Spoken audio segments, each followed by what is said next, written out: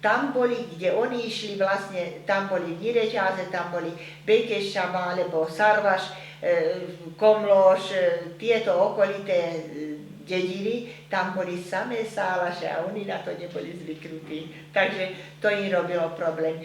Neviem, či si všimol tá kniha, čo sme písali, ako vtedy do nej, tie dejiny Komlóša, alebo čo to bolo.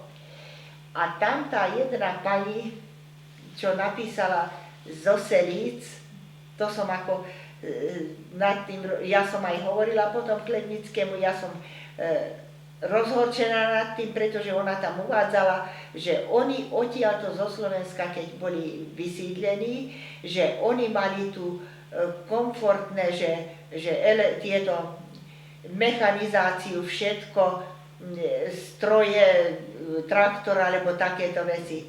To bola hlúposť. Pretože vtedy po vojne tu nikto nič nemal tak ako tam, to ešte vtedy neboli tie stroje, potom začali byť. Takže ona to doslova ako v tomto tam vykresľuje, že ako sa nemali sa. Ja viem, že aké boli aj tu podmienky, mali sa lepšie, pretože toto bol priemyselný štát, ale žiadne tieto mechanické, potom začala mechanizácia po vojne. Však som hovorila, že títo ľudia, ešte čo boli tu, prišli, vojaci vozili autami sem ľudí a ešte títo boli tu. To bola nedomyslená vec, pretože títo mali skorej odísť, aby sa neboli stretli, lebo to je kruté. Čiže ako tu napríklad, tu by ešte boli pôvodní a už sa do komory, alebo kde musíš nasťahovať ty, lebo ťa dovezú tam a tam sa stretávať a vojaci na tomto. To bolo veľmi, veľmi nedomyslená vec. Hovorím, ja som bola prítomná vtedy, keď prichádzali tie dva transporty do Matúškova, keď prišiel ten prvý a potom keď prišli aj naši. Takže to nebolo... Nič príjemné to nebolo. V Galante bol osídľovací úrad, to je už ako sa išlo na stanicu, tam bola tá budova, vtedy však to je všetko zmenené, už teraz pobúrané. A títo chodili odtiaľ, oni mali do každej obci určených ľudí a tí tam boli. No a tí, čo boli tu ľudia, čo boli na toto poverení, tak veľmi používali alkohol a dávali sa podplácať. Pretože ja som s nimi robila, pretože aj tu na Národnom výbore, však tedy lístky boli na všetko a potom v Horných Salibách Dutlov. Takže aj žiaľ, takto to dopadlo aj s tými výmermi a zvlášť v Horných Salibách, pretože tam boli 4 tí, čo riadili toto. Oni však kanceláriu mali na obecnom úrade, ale kto inako dal piť, alebo takto, tak pridelili pôdu a pridelili tam takto pôdu, prideluje sa, čo ja viem, Pavlovi Beňovi 16 hektárov, šluz, ani výmer, ani pokom, ani parcelné číslo, ani nič. Alebo prideluje sa, čo ja viem, Kováčikovi 3 hektáre pôdy, niekde napísal potom, že čo ja viem, Posabo Jánovi a tam boli 10. Boli to štátni úradníci, však tedy totiž takto. Tu neboli Slováci úradníci, pretože tu bolo maďarské, tu nemohli títo ľudia chodiť do škôl, len až do maďarských a to všetko z hora prišlo. To viem, že ten Jožo Beňo bol v Horných Salibách, Jožo Lenčo, Ďuro Molnár a ešte jeden tam bol. Líčko, ten sa tam potom aj oženil. Takže, a tu bol Hanus. No a aj ten Hanus porobil toľko svinstva, však myslím, že hovorili aj vaši, že čo porobil. No, preto vravím, že oni robili to tak, ako sa im hodilo. A nemali ich dokontrolovať. To bola nedotiahnutá vec do konca. S tým pánom Majtáňom, alebo čo je s tým, alebo ten zostal niekto po ňom tu, alebo vie? No takto, ja som v kontakte s jeho dcérou, oni boli traja bratia.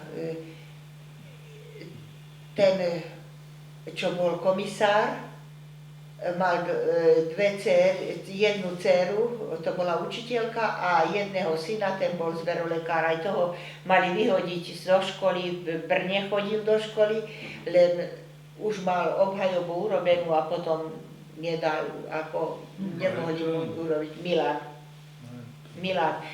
A ten Ján, ten, čo potom bol Kostvoľ tam, ten mal zase 4 céry, tam bol ten Váňa, neviem, pardon, ten Vlado bol taký ako ty, Váňa, alebo starší, alebo no. Myslím, starší, ale už tak mladý. No, lebo on potom sa polámal, však on bol invalid, neviem, čo sa mu stalo, no a má jedného syna tiež, no a tá Viera je v Prahe, no, Váňová.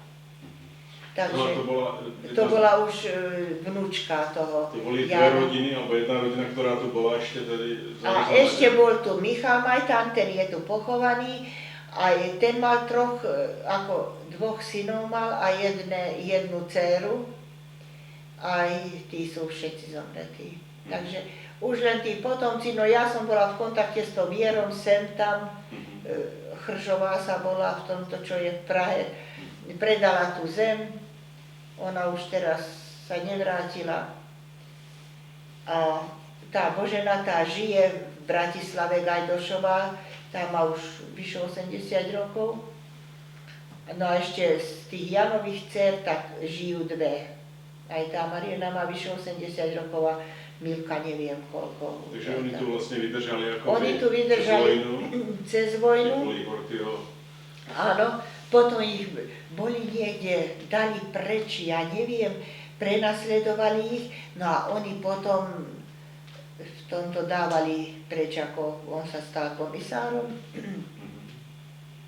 A dávali potom, pardon, neviem teraz ešte, oni, čo mali majetok, čo mali, tak zostal tu, nekonfiškovali im potom, vrátili im to, lebo bol konfiškovaný ako majetok. To znamená ich ako kulákov potom. Áno, ako kulákov a to znamená, oni vydržali ako za Maďarov. A potom už museli odísť, lebo ich prenasledovali veľmi. To, a ešte tu boli Brnovci, tí ani tak neboli v kontakte, ale veľmi, veľmi dobre toto. To už úplne iný, to bolo veľmi dobré, tu keď sme prišli, všetko, už tá novina, že len slovenský sa tu vtedy hovorilo, alebo úplne oživoval národ, utvorila sa hneď Slovenská liga, Jan Plich boli predseda v tomto Bačiano a hneď také slovenské začalo to tu byť, mládež sa toto rozprávala, potom z Javorinky chodili, takže vtedy bola, aj Maďari vtedy sa prispôsobovali ako v tomto, keď aj na zábavu sa išlo, alebo čo, ale úplne iné to bolo. Anzika Šováľová, boli sme v Trnave. Tak prišli na návštevu a hovorili, Janko, vravia, takí veľkí páni a po slovensky rozprávajú. No, áno, to, keď tam len v tomto, tam po ulici, nedaj Bože, už slovensky, len maďarsky sa rozprávalo, takže vtedy, vieš čo, aj to mám hore všetkých týchto, len bola v tomto kufre, lebo kde budú tie papiere, všetci museli byť hlásení za Slovákov, čo nešli von. No. Ako národnoslovenská. Národnoslovenská, to ináč nemohol tu Bukovský zostať. to ľahko dokázal, že Bukovský má meno Bukovský. Ale hoci ako reslovakizovali, a tak zostali tu tí, ktorí nereslovakizovali ešte toto. Buď boli vysídlení, alebo išli do Čiech. Takže to bolo jedno z kritérium. Vlastne, To, že sa museli to sami bola prihlásiť podmienka ako- vtedy ešte za Beneša, že však vtedy taká bola dohoda.